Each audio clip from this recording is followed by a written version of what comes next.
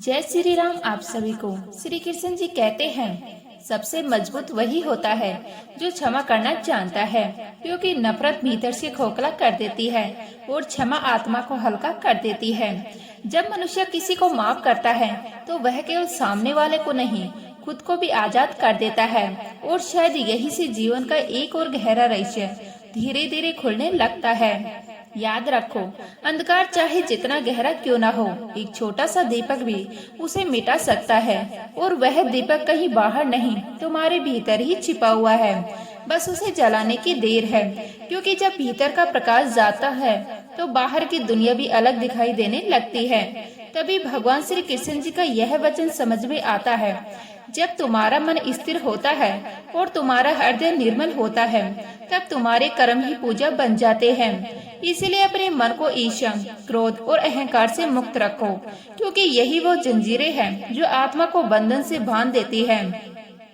मनुष्य अक्सर सोचता है कि उसे बाहर से बांधा गया है, पर सच्चाई यह है कि उसके बंधन अधिकतर भीतर होते हैं। ईर्ष्या का एक छोटा सा बीज धीरे धीरे मन को कड़वाहट से भर देता है। क्रोध की एक चिंगारी पूरे व्यक्तित्व को जला सकती है और अहंकार का एक क्षण वर्षा की कमाई हुई इज्जत को मिटा सकता है। इसीलिए अपने भीतर झांकना सीखो, क्योंकि भीतर एक आईने की तरह होता है।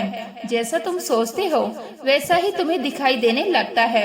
अगर तुम्हारे विचार सुंदर हैं, तो दुनिया भी सुंदर लगती है। लेकिन अगर भीतर द्वेष भरा है तो हर व्यक्ति में दोष दिखाई देने लगता है। इसीलिए दूसरों को बदलने से पहले अपने विचारों को बदलना सीखो, क्योंकि जब विचार बदलते हैं तभी जीवन बदलना शुरू होता है। और कभी कभी एक छोटा सा विचार पूरे जीवन की दिशा बदल देता है। एक छोटा बच्चा था, वह रोज अपनी माँ से पूछता था, माँ खुश कैसे रहा जाए। माँ हर बार मुस्कुराकर कहती, किसी और को खुश करके।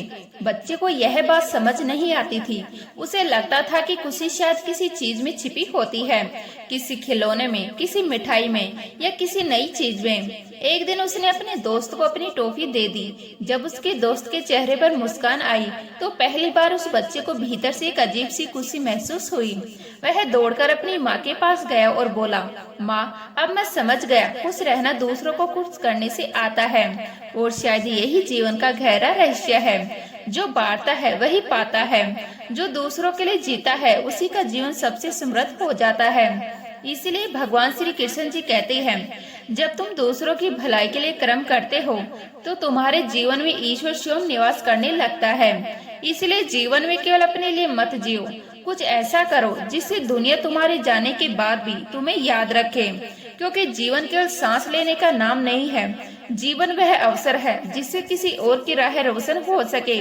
कभी कभी एक छोटा सा अच्छा काम किसी के अंधेरे जीवन में प्रकाश बन जाता है, और वही प्रकाश धीरे धीरे लौटकर हमारे अपने जीवन भी उजाला कर देता है।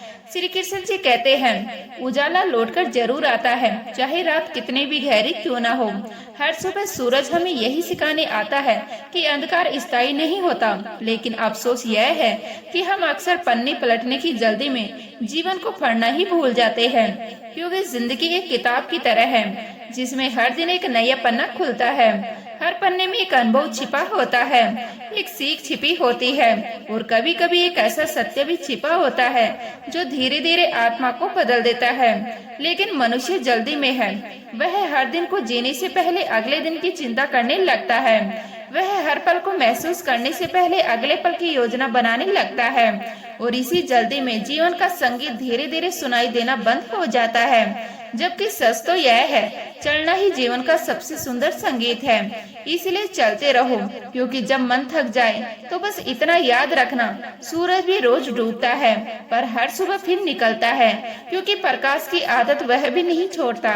और शायद यही आदत मनुष्य को भी सीखनी चाहिए। गिरना कोई हार नहीं, रुक जाना हार है।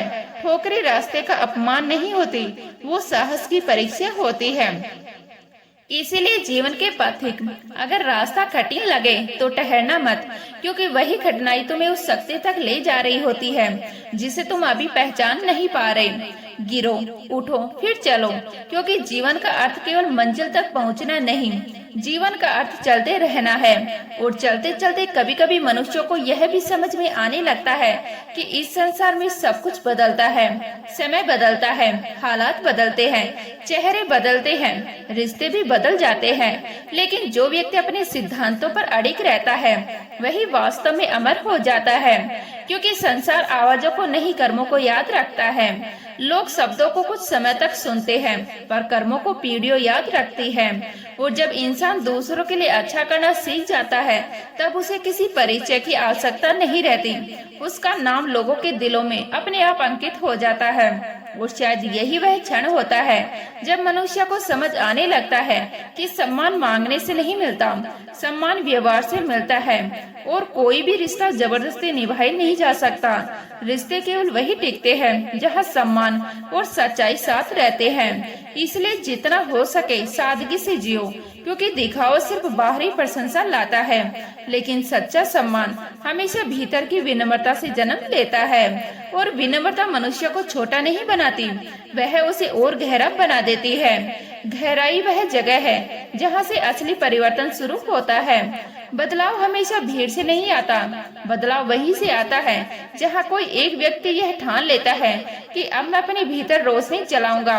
और जब एक मनुष्य अपने भीतर रोशनी जलाता है तो धीरे धीरे उसका प्रकाश दूसरों के रास्ते भी रोशन करने लगते हैं। इसलिए हर पीढ़ी का दायित्व है कि वह पिछली पीढ़ी से बेहतर सोच लेकर आगे बढ़े, बेहतर कर्म लेकर आगे बढ़े, बेहतर संवेदनाएं लेकर आगे बढ़े। क्योंकि जीवन केवल जीने का नाम नहीं, जीवन एक विरासत है जिसे हर पीढ़ी अगली पीढ़ी को सौंपती है। एक दिन एक बच्चा अपने पिता से बोला, पापा मैं बड़ा होकर आपके जैसा बनना चाहता हूँ। पिता मुस्कुराए और बोले, अगर तुम मेरे जैसे बन गए तो मैं क्या बनूंगा। बच्चा कुछ देर सोचता रहा, फिर बोला, तो मैं आपसे बेहतर बनूंगा। और शायद यही भावना जीवन की जड़ में छिपी हुई है। हर नई पीढ़ी पिछली से थोड़ा बेहतर बनने का सपना लेकर आती है और शायद इसी उम्मीद पर यह संसार आगे बढ़ता रहता है। लेकिन एक बात हमेशा याद रखो, किसी से तुलना करना बंद करो, क्योंकि हर आत्मा की यात्रा अलग होती है। कोई जल्दी पहुंचता है, कोई देर से।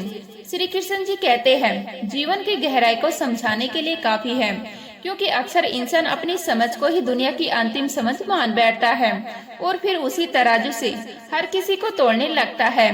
शायद इसी कारण वह भूल जाता है कि हर आत्मा की बनावट अलग है, हर मन की जरूरत अलग है, हर जीवन की दिशा अलग है।